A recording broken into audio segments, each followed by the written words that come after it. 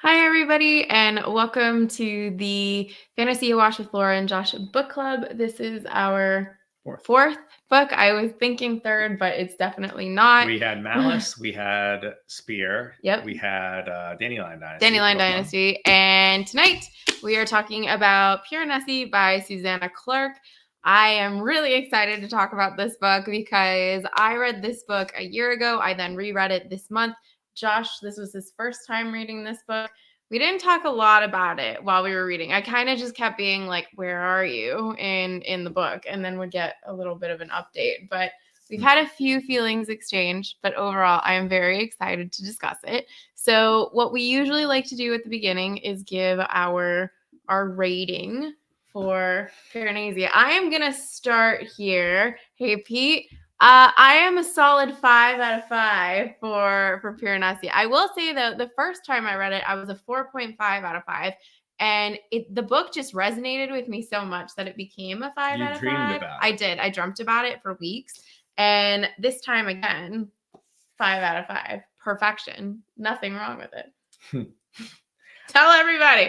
I've given it also 5 out of 5. Hey! I thought there were one or two little things that that on a personal level I thought could have been done slightly differently. But I mean, all in all, it was a great book. And also, it's nice to read, especially after reading some of the books we've read. It's nice to read one that is unique. So unique. It's not long, which was a good palate cleanser. So many things that aren't typical in fantasy. Mm-hmm. Not a farm boy becoming a hero. True. Not 850 pages. Very true. Yes. So when I read this the first time, I physically read it, and this time I did the audiobook. And I've pulled up his name, and I'm going to do the very best that I can at pronouncing it. It is read by Chiwetel Ejiofor, and he did such a wonderful job. I loved it. Hello, Simon. Yes, 94 out of 5. Hey, Derry. I'm not like, why? Derry, I think you'd love this book. I honestly think you would. The second part is true, though. Yes. I think this book, it's so good in either medium, either physically read or on audio. I will say the only thing I'm not sure is if because I knew what would be happening, that some of that mysticism and allure of the world was a bit less so for me with the audio than it was when I read it physically. But it might have just been because I've been to this world before and it wasn't like I was experiencing it for the very first time. But yes, any last comments you have in relation to our ratings? No, I think we rated it accurately. Yes. No, in reading the book, it was one of those two where you could have read this in a day just based on the page count, but I think it took me probably about a week or so. Just you took your time, take it slow and think about what I was reading. It's nice to have a book that you can actually, when you put down, it wasn't spoon fed to you as to what everything that was going on. It was nice to think about not just the overt mystery of what's going on, but sort of think more of the subtle themes. And yes. So where would you like to start with our discussion of this book? Let me ask you right off the bat, how did you feel about the epistolary format for the beginning part of the book? Because I feel like when you start the book, it can be a little off-putting just because the years are very strange. Well, like the year the albatross came to the seventh hall and all that kind of stuff. I didn't mind that. It was more that it started as it was always a single POV, yes. But it started as a single POV telling that single POV story with, their statues. Mm-hmm. It wasn't until we had the conversation with the other that we really got into a like sort of phase 2 of the story. Mm-hmm. But I thought that was the introduction. The world is both big and small. Yes. In the book. So it was a good way to introduce a reader to a world that is different than ours. It's much more contained than ours, but at the same time is very different. And for this POV, for Piranesi, it's the entirety of his existence. Mm-hmm. So I love that this book is in epistolary format. I realize now that I really love epistolary. Yeah, same here. That for me did not bother me at all. I really loved it. I didn't feel like any part of this book was slow, which is something else that it often gets quoted as for people that don't love this book. They feel it's a bit slow. Did you ever feel like it was a bit slow for you? I didn't mind that. It was more that it's started as a single POV telling that single POV story with, their statues. Mm-hmm. It was a bit slow. Not particularly. Maybe individual pages, but as a whole, there was never a point of the book where I thought this book is now dragging. So I feel like this world that she created, and this is something that you went into knowing from me because I've said it repeatedly for the last year. Let me guess. Atmospheric? Atmospheric. The most atmospheric book that I've read. So what did you picture when you were learning about the house? Because I had a very distinctive picture in my head. And it's the Capitoline Museum in Rome. If anyone has been there, it's very niche. The rooms are so much, the areas, the rooms, the chambers, whatever, are so much bigger. Yeah. I didn't really picture, I pictured it. But for me, the thing that really popped in my head was in some TV shows or movies or occasionally in your life, when you're the only person in a big area and you walk in and your footsteps echo. That sound was what I kept going back to in my head when reading about. That's a good sensory input that I feel is very appropriate for this book. Before I forget, because Simon in our Discord asked the question of which statue would be your favorite statue. Did you think of what your answer would be? Yeah, the pair of the statues that are sort of look like they're stuck in the wall and trying to pull themselves out. Yeah. I like that imagery a lot. Mine is the Minotaur or Minotaur, however you want to say it, simply because the story is inspired by the Labyrinth of the Minotaur, which is, of course, a Greek mythological story. Not, of course, if you don't know that, it's a Greek mythological story, which has, of course, gone on to inspire a whole lot of things like Hunger Games and all that kind of stuff. And I feel like this is my favorite retelling of the Labyrinth. So just because of the very nature of the inspiration of the story, that would be my choice. So yes. I went through every chapter or so. I told Laura another theory as to where I thought this was, what I thought was going on. I was never correct. No. Towards the end, I felt like I came not too far away. So let's kind of talk about the mystery of this book, because this is the thing that I find the most intriguing about this book. Every singular person I spoke to, every review I watched after I read this, everyone had a different idea as to what the mystery was in this book. And it was so good. And I loved it for that reason. And I was really thinking you and I were going to be on the same page, but we did not end up being on the same page at all. We were on different books when it came to solving the mystery. My idea when I read it the first time was that this was a cult and he was very much being indoctrinated by the cult. I'm sorry, Derry, but I'm also very happy because I want you to read this book. So we will see you once you've read this book. But I definitely thought it was a cult due to the language that was being used. There were reference of angels. There was reference of religion and faith. And the way that he venerated the dead, it all felt very symbolic of religion. And then, of course, with terminology like the prophet, I was like, oh, well, this is most certainly a cult.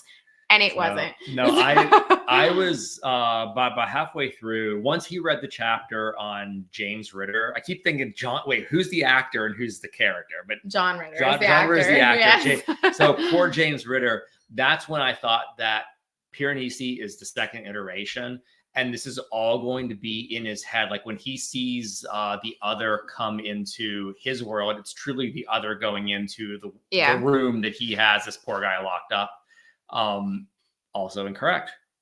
Yeah. You kind of thought it was a mental institution at one point. So at first, with some of the imagery of the statues, because a few of those statues sound like statues that exist in London, and being with Battersea, things like that.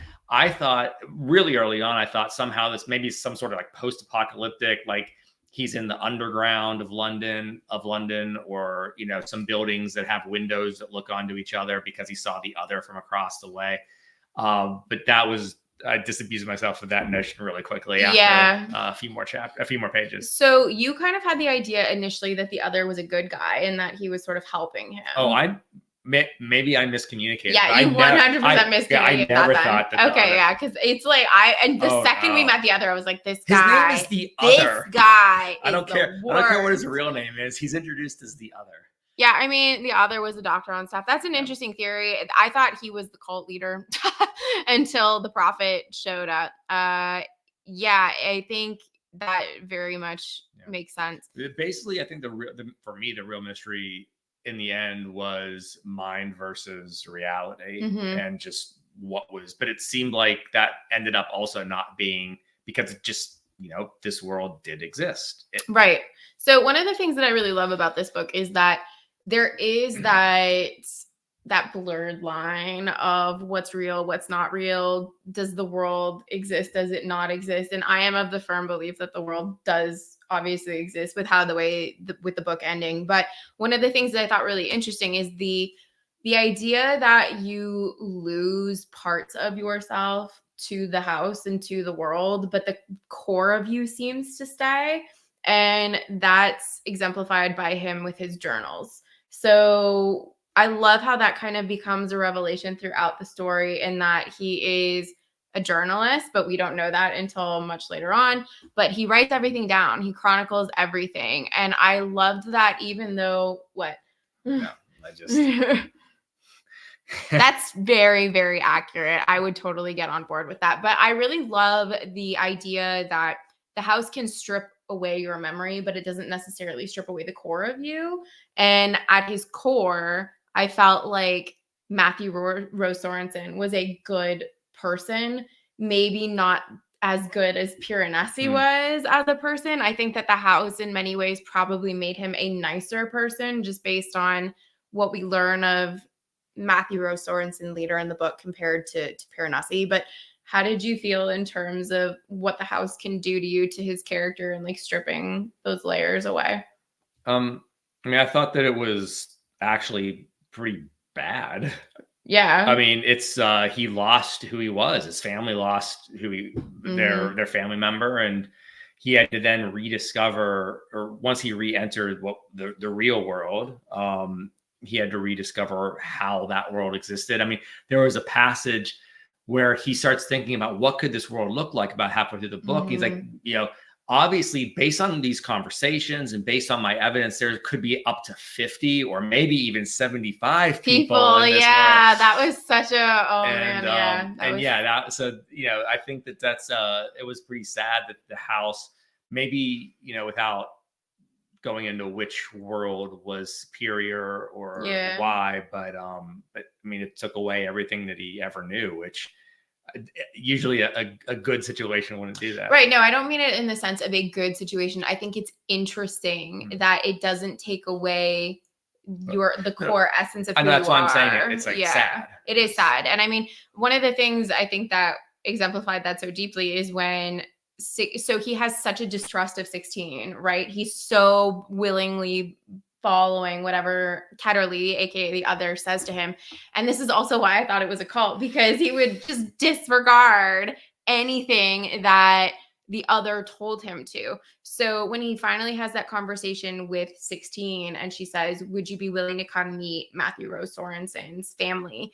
And he says, but that's not my family, and he says that Matthew Rose Sorensen is sleeping. And I was like, that is so sad that he is struggling to live as two people in this world where he doesn't really know what's going on. No one really knows what's going on in this world. But at the same time, too, it's such an odd place, because at moments when I read this, I was like, the world, aka the house, it has such an allure to it, in the sense that it's peaceful, it's providing, like it's a horrible place to live, but simultaneously, everyone that has gone there for the most part has seemingly found peace in some way, shape, or form. And we've seen the effect of that when they go back to the real world, to the fact that 16 wants to then go back with him and like spend time in the house and all that kind of stuff. But simultaneously, like, what is the sacrifice for gaining those things? Multiple people did not go willingly. No. So. No. I mean, that's also fair. That is also fair. But I love this so much, because I feel like, I don't know if there's another book that I've ever read that is this short that I feel offered so much in terms of emotion, setting, mystery. Like, the mystery was so good for a book that is not that long. Yeah, I mean, I do, my only complaint, if you will, about. I wish, for me, the mystery. It seemed like every time a question was posed, it was answered pretty quickly. Other than the dynamic between what's real versus what is the house. I didn't find that. Mm-hmm. Oh, I found like when we introduce. I mean, granted, maybe it's a symptom of the size of the book. Maybe. But when 16 is introduced, we pretty quickly find out about 16. When a new name is heard, we just go right back to the journals and immediately read about it. And I wish some of these mysteries, I wish were, well, it's in my, yes, I disagree with his opinion. But I would say that's the only negative in my reading of. I wish there was a little more time with some of the smaller mysteries that you could figure out rather than going from question immediately to answer. I didn't feel like it was immediately answered. I felt like it was fleshed out enough in the sense that Ketterly starts dropping these clues of there might be someone else in the house. And that's what kind of sparks this interest for him, where he's like, oh my God, someone else to talk to. Like, this would be amazing for research. Right. And I love that that's where his brain goes to automatically. It's very academic and it's something that I super appreciate. And we then slowly get these revelations, and then he has the conversation with the prophet before we ever meet 16 or we see the messages from 16. And I loved the conversation with the prophet. Like, that for me is one of the top scenes of the book, because it really, I think it's the lore chapter, I guess, of the book, where you get sort of the world development of he's the one that found this place. He's the one that came up with the ritual for this place. And he's giving us that perspective of what it is to know the truth, but simultaneously be a villainous, horrible person. Again, furthering my cult leader ideology and cults and all this kind of stuff. But I loved that conversation. Was that a top moment for you? I liked it. I wouldn't say it was a top moment for me, but I thought it was a very good one. I mean, basically every scene in the book is very good. I agree, Brian. I think this would be really interesting. I wish a psychology expert would figure out why this book gives so many people dreams. I don't know. Honestly, for me, I can say personally that the dreams I had were of me being in the house. And I think it's because it felt for me like a very serene, calm place. And I think for someone that has a brain that just never stops, I crave that desperately. Well, let me. I know what Laura tried to communicate there. She has an inner voice that never shuts up. I do. But not my brain just never stops. Well, it's both. But no, I am a person that has an inner monologue. I didn't realize that everyone didn't have an inner monologue until a couple years ago when I asked Josh, and he said he didn't have one, which, like, weirdo. But my brain is never quiet. So for me, this place, it seems like it would offer that. And I would just dream about me walking through the house and hearing the waves and just kind of being it's very sensory heavy, as opposed to it being very mentally heavy. And I think for me, that can ground me a lot of the time. I've recently been diagnosed with ADD. So I feel like that's part of it for me, is that I need something to physically ground me. Otherwise, it just doesn't really quiet. So maybe perhaps part of it too is the fact that it's easy in a normal fantasy novel or normal fiction novel to just take, okay, this is a separate world, separate rules, whatever. The house is sort of an analog to aspects of this world, and some of them are direct, some of them more subtle. But maybe it's just because it's both such a different place, but everything there is familiar. I don't know. Maybe it seems like it's a very different dynamic than your typical fantasy novel, and that kind of different world. So maybe that's why it's a little more thought provoking than just your average Westeros or yeah. What did you think of how the book dealt with death? Coming in light with the questions. Let me think about it, because I did not know that question was. So I found it really interesting in the sense that we know from the beginning that there are 15 people in the house based on Piranesi's calculations and data. And he is so careful with the deceased, and he has such reverence for them in a way that he views them as alive. He's very careful. He doesn't want to anger them of their customs, traditions. Like, he's not sure really about who they are. And the way in which I think death is tackled in the book is there's a few instances in which we hear about the deaths of people that have come into the house and have suffered pretty greatly. We then deal with the death of Matthew Rose Sorensen for Piranesi. And then there is the death of Ketterly, in which we know that, hi, Evie, and hey, Slay, good to see you guys. We know that Ketterly is a villain. He's a terrible human being. And simultaneously, we also know that he is Matthew Rose Sorensen's number one enemy when we finally get into the later journals. And even still, he goes after to like find his body, to put his body with the others and all that kind of stuff. Like, I just feel like there was so much with the way in which he approached death, I guess, more than anything else. Yeah, I mean, it was also too, the last part, Piranesi doesn't know that he knew basically what happened, but he had no firsthand experience in his mind of Ketterly imprisoning him in the house and ruining the person that he was. No, I thought it was interesting how Piranesi treated the dead in his world, there is, other than the birds and the fish, there are two living things. It's him and the other. So the idea that like the uniqueness and the singularity of every individual, because there have only been 16 or 15, there've only been 15 people that have ever existed. And each one has a story to tell, and each one has a history, and each one had a spirit and a conscience. And I thought that was interesting, the focus on the individual when the number is small, but when you look at stuff now in the news and whatever, it's like, it's numbers, and there's no story behind any of those numbers. So I just thought it was interesting that when you're in that smaller environment, that sort of focus on the individual rather than the whole idea of death. It was very specific to that individual. And I thought that was interesting. And maybe if there was a little more of that, things wouldn't be quite the way they are, but yeah, for sure. How do you feel about the resolution of the mystery in this book? Because I will say, when I read it the first time, I was slightly disappointed. That's why it was not a 5-star. However, on reread, I think it actually reads better.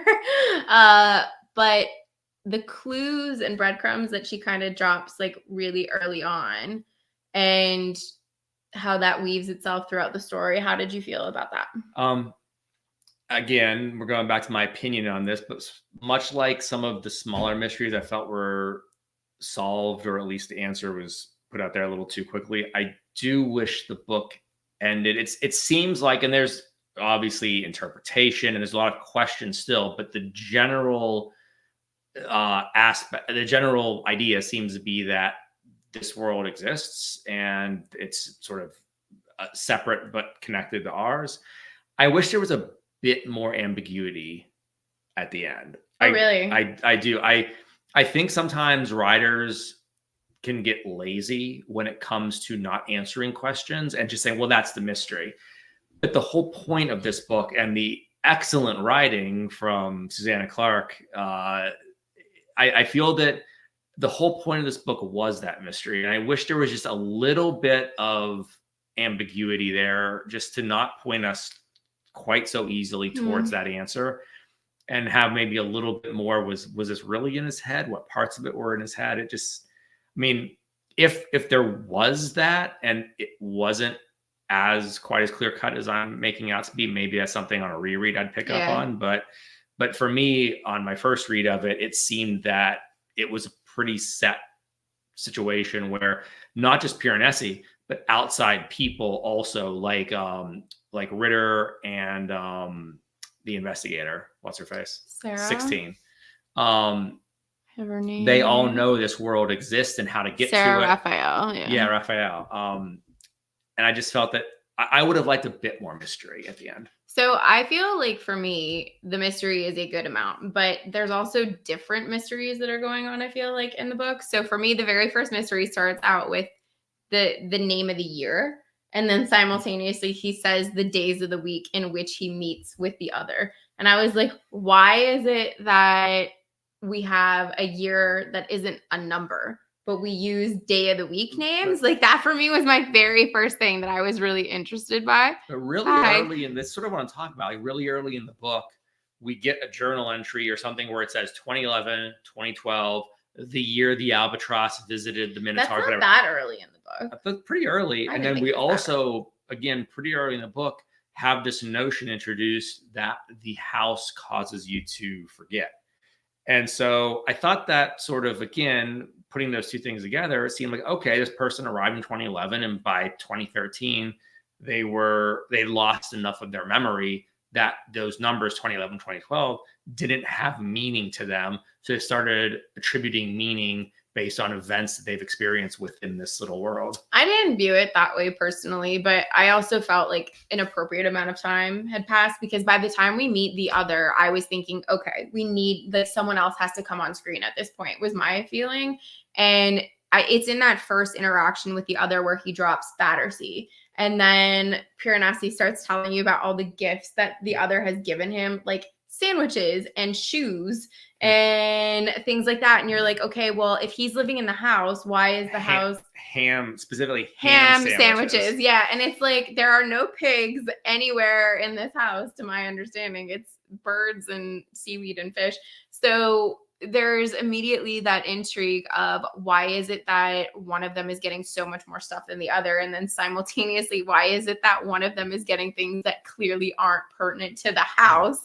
And I really loved that dynamic between the two of them. And one of the things I think that makes Piranesi as a character so endearing is that he's so childlike.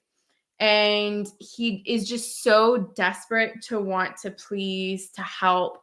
And he's not like toddler childlike because that would not be this character. But he is, of that age, I would say that he's probably like 10 or 11 type thing where it's like they know things and they want to help you and be active. And he just had such a naivety to him that I found him so endearing as a character. And simultaneously, you want to shake him at times and be like, obviously something is wrong. Why are your spidey senses not tingling right now like they should be? Something is wrong. So yeah, that's how I felt about Piranesi as a character in general. What did you think?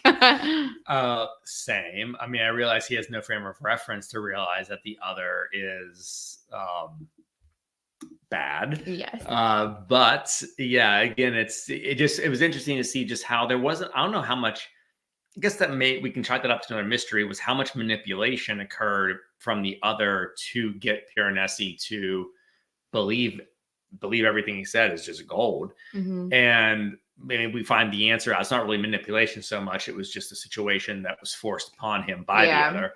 But I thought it was, again, interesting just to see how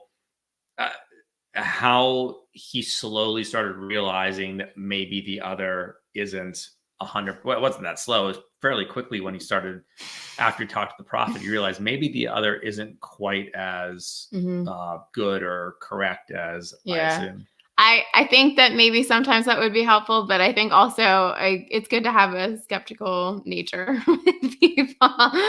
But what was I going to say? I got slightly sidetracked from that. But Piranesi, innocence, manipulation. Yeah. It'll come back to me at some point, or it won't. That's fine. But what were your key moments for you in the book?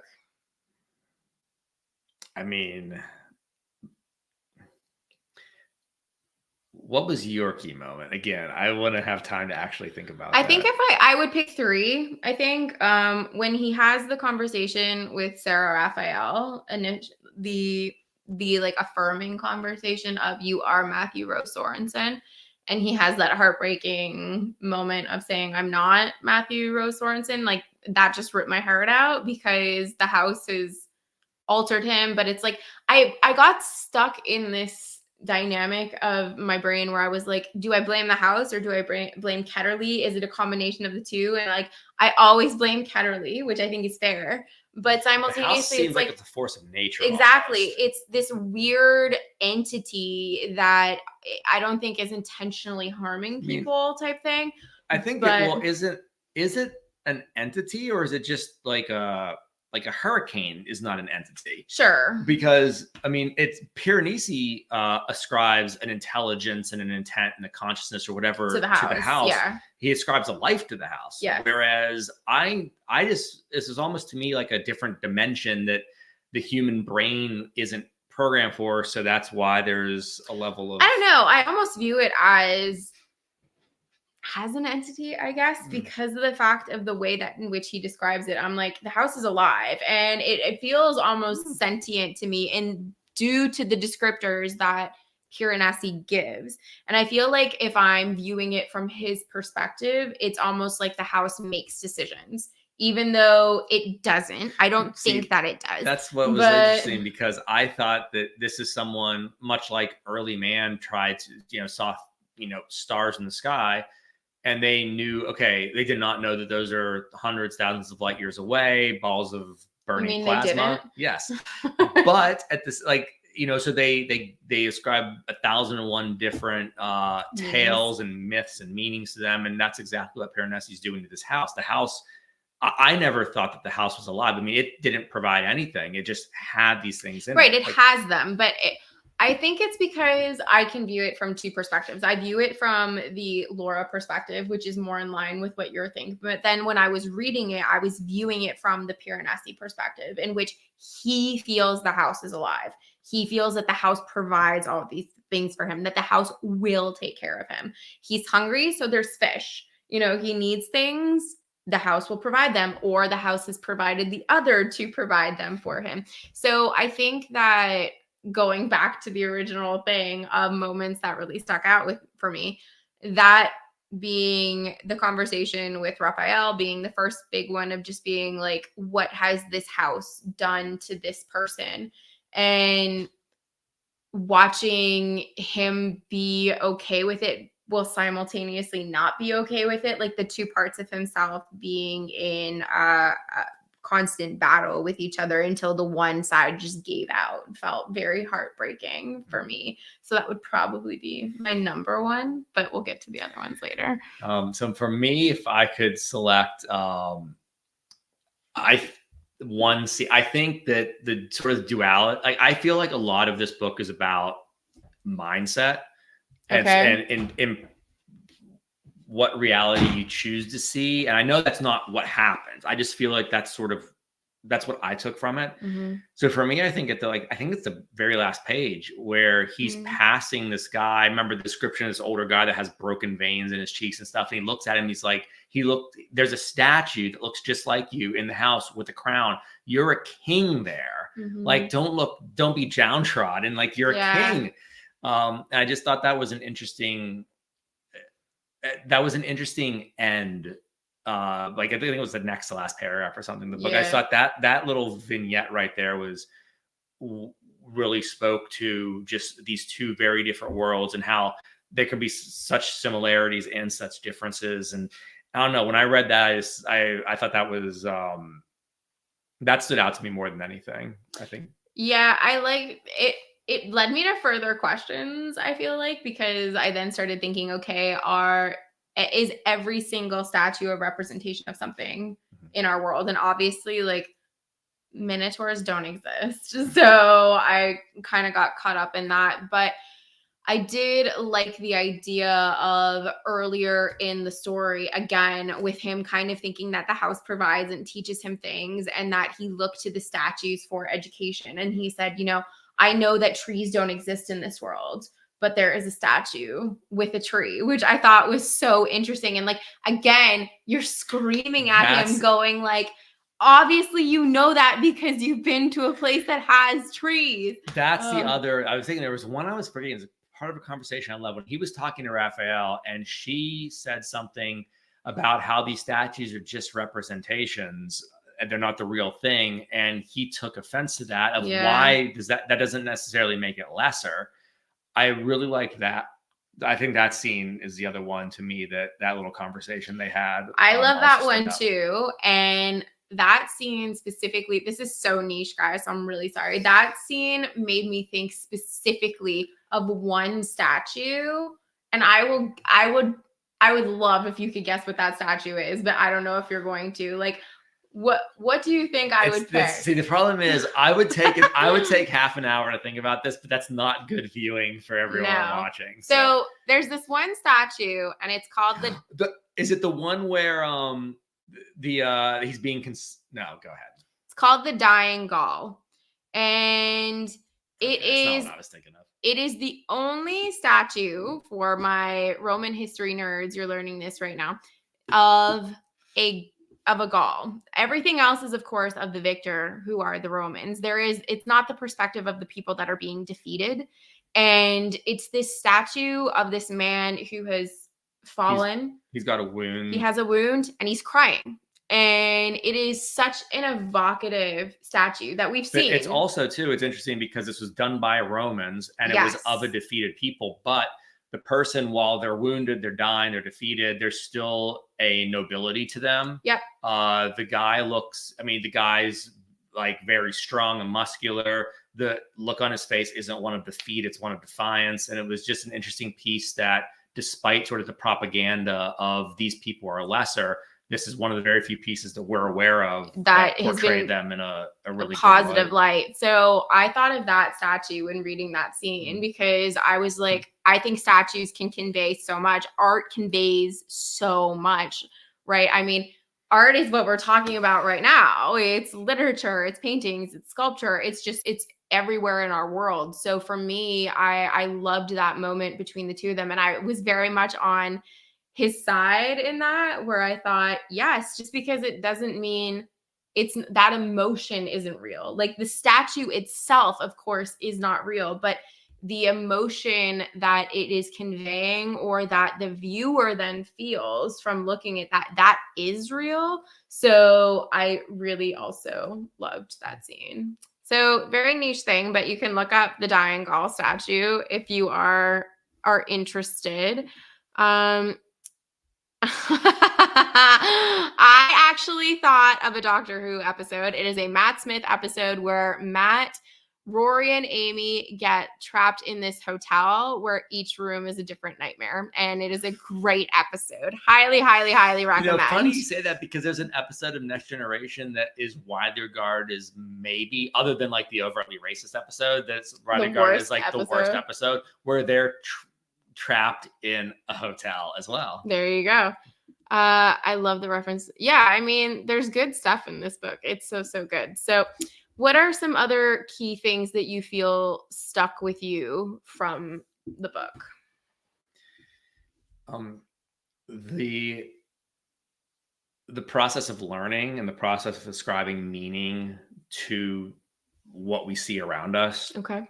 Maybe it's because I have a more sciencey background, but that was the sort of the cause and effect, the hypothesis and conclusion and testing and all that stuff of how did he come to, from in what was it, like 7 years of being there, 6 years of being there, something like that. How did he come to be the child of the house from what he was? Yeah. And it wasn't the mystery, I shouldn't say, because we kind of know how that happened. We can infer it, but that was the process that I was most interested in, even more so than whether the house is real or not.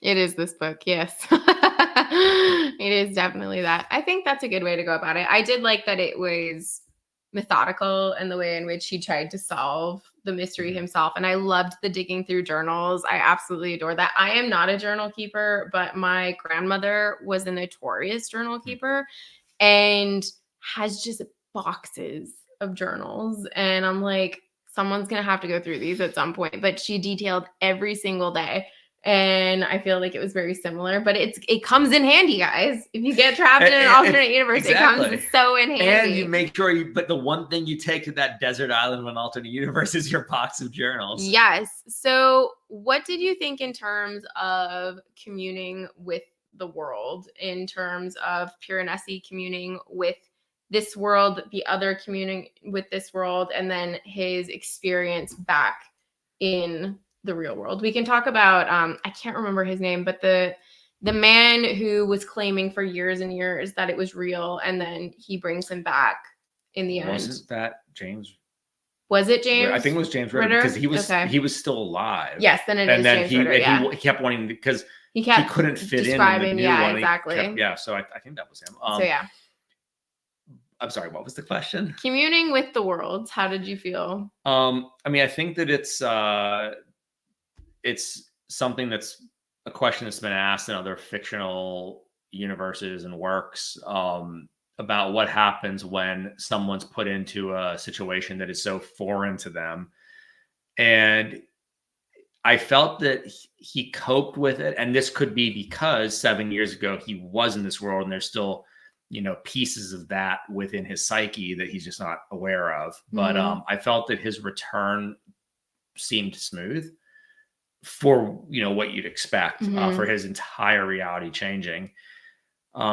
So I kind of attributed that. It seemed a bit too smooth to me, but that is probably because there were still pieces of his psyche that knew this world, and it wasn't going from, there's a stink bug that just decided to fly by our faces. If you're in the Mid-Atlantic region, the stink bugs are right terrible now, right now. So, but I thought that was I don't know how to say it. Well, yeah, I mean, I get that's what answers your question. So I really found it so fascinating, just the idea of how he adapts to the house.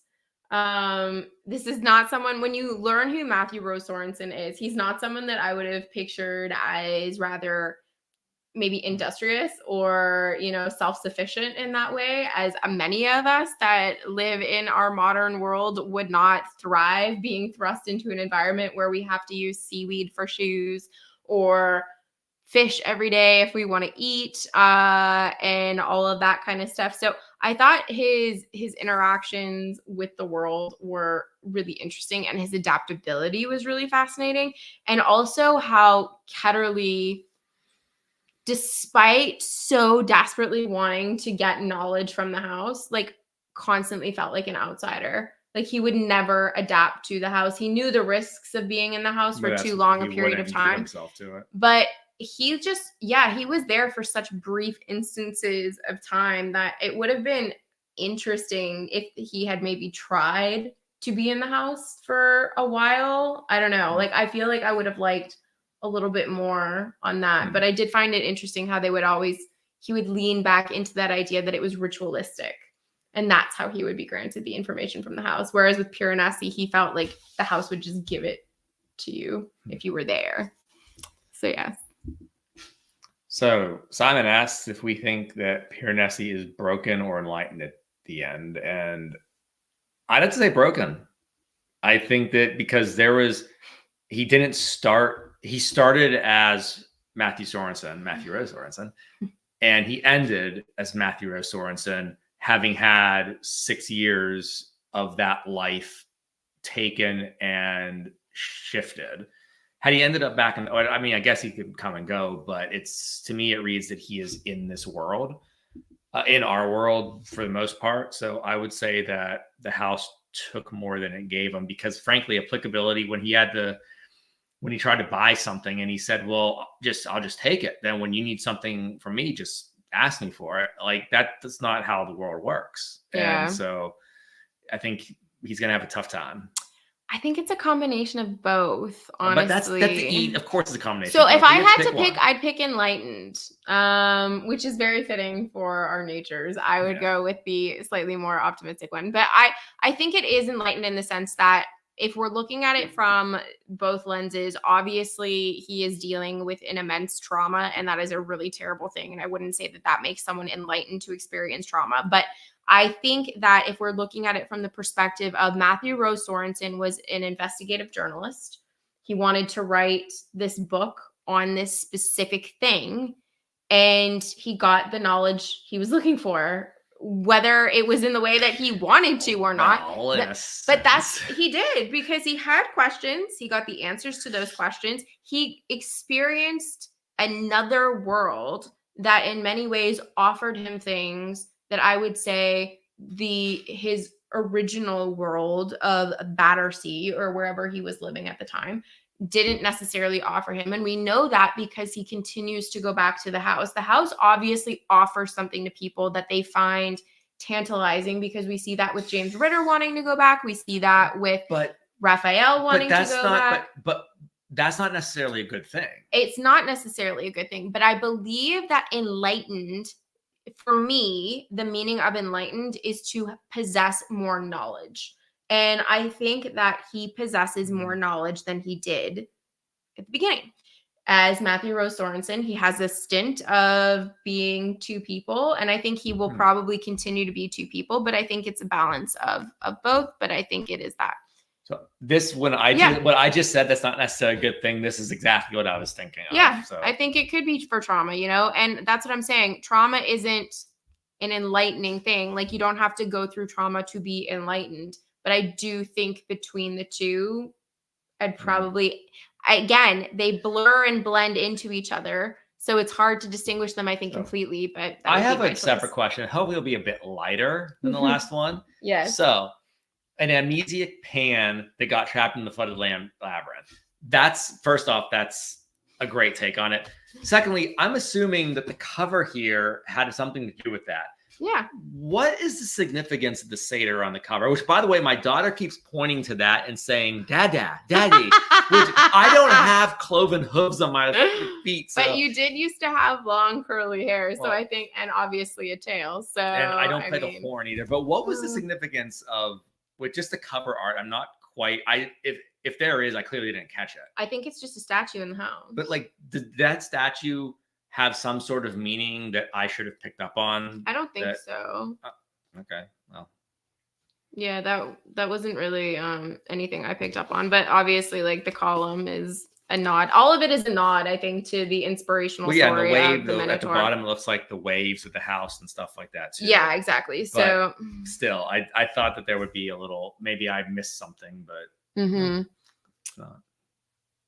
Yeah, I agree. Your interpretation and understanding evolved every chapter. And that was something too that I found so interesting about this book, is that after every section, I was so reflective. What? My theories changed after every section. They did. Seriously, after every section, Josh would say, like, this is what I think it is. This is what I think it is. And I would laugh because I was like, none of them are correct. But I mean, that's the thing. I don't know anyone that was correct when they read it, but I don't know if I've had another book like that, especially one that is so condensed. You know why no one has it correct?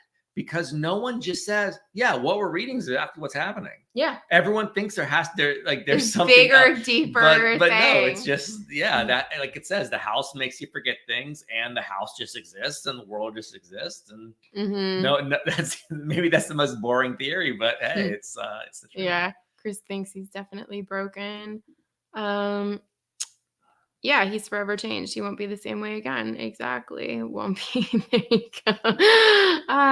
Piranesi gets out with his life. Yeah, but that wasn't his name before he went in. Matthew might as well be dead. I don't know. I think yes and no for that, Daniel. But even if Matthew goes back and sort of relearns his family, or relearns his life before that, the person that relearns that is not the same person that lived that part of the life before that. So like it'll be Matthew Sorensen / Piranesi. It'll be a new being. It wouldn't be the same person. I agree.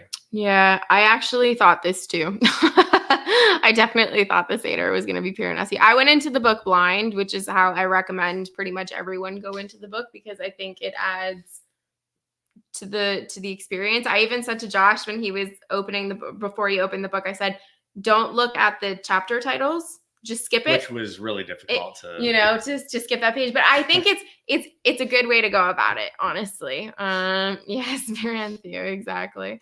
I agree. I feel like it's very Arthurian in that sense. Where it's like when he goes into the mists at the end. Exactly, 100%. And is he dead? He's going to return. Exactly. You just don't know. And I feel like that, and it adds to the overall experience. And it's very intentional, obviously. Like everything she did was very intentional in the sense of questioning, is it real? Is it not there? Is he crazy? Is he not crazy? Is he broken? Is he not broken?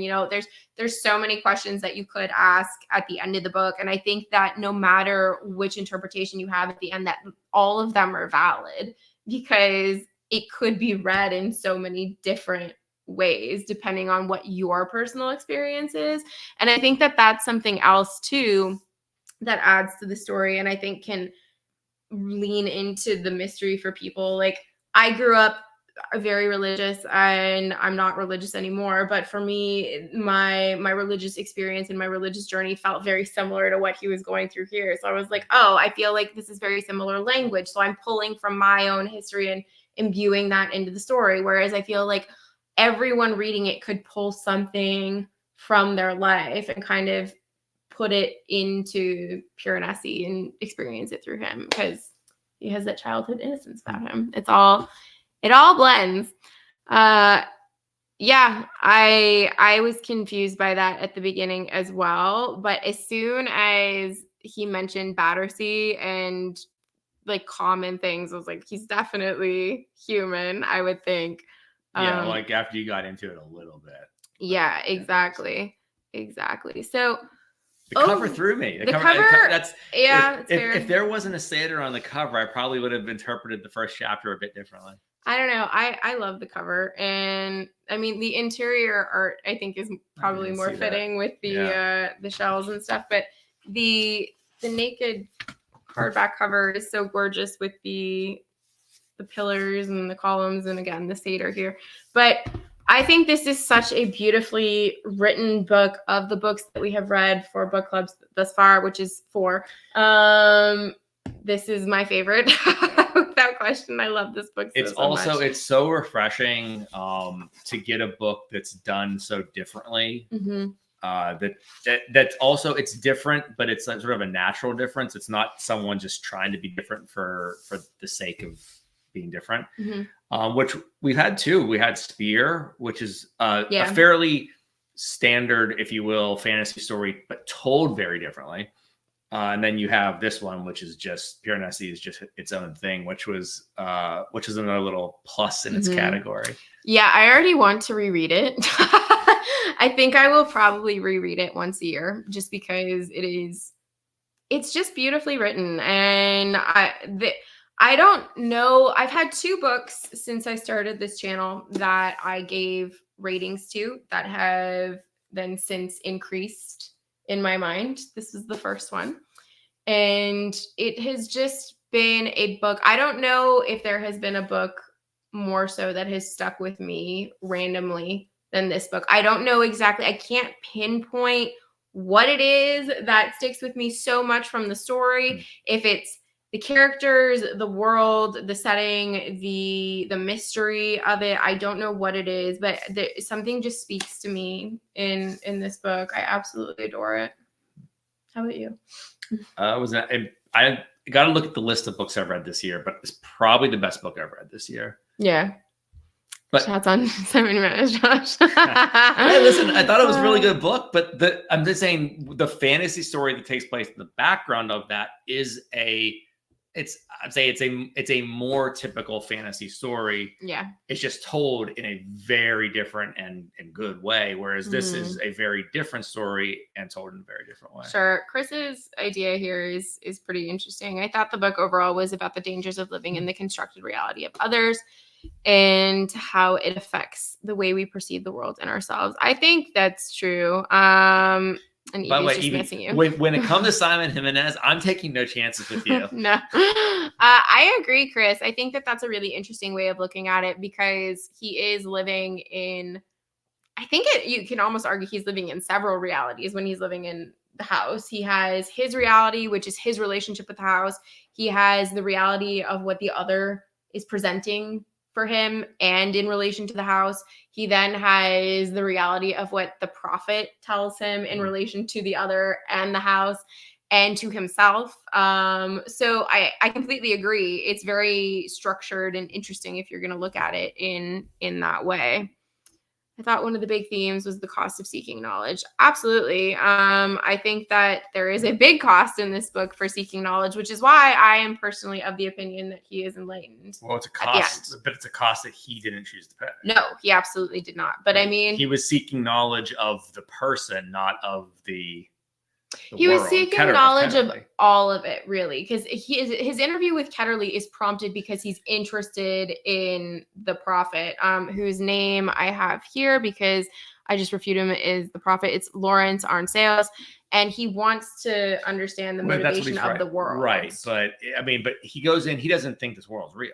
He thinks it's a joke. Correct. At first, he absolutely does. He absolutely does. The great and secret knowledge is almost the prophet. The real lesson is don't be a journalist. I mean, in Matthew Rose Sorensen's case, absolutely. The true curse is then even when you've lost all essence of yourself, you're still basically just being a journalist. Absolutely. There you go, Evie. You got people loving Simon. For me, Piranesi is very melancholy. I agree. It is very melancholy, and it deals so deeply with isolation, this book, and what being isolated can do to a person. And I think that it can be viewed, again, in very opposing forces. It can be viewed as a positive of look how observant and immersive you can be, and you can learn about a world, right? He is the keeper of knowledge for that world, but simultaneously you can lose yourself. But there's the people that went before whose skeletons are there. Mm-hmm. There is James Ritter, who wants nothing more than to just go back and lose himself back in the house. There's Piranesi, who's trying to now bridge two worlds. And there's people like Ketterly who are dead, or some others that are in jail because of it. The house is the end result of knowledge of the house has not for any single person benefited them.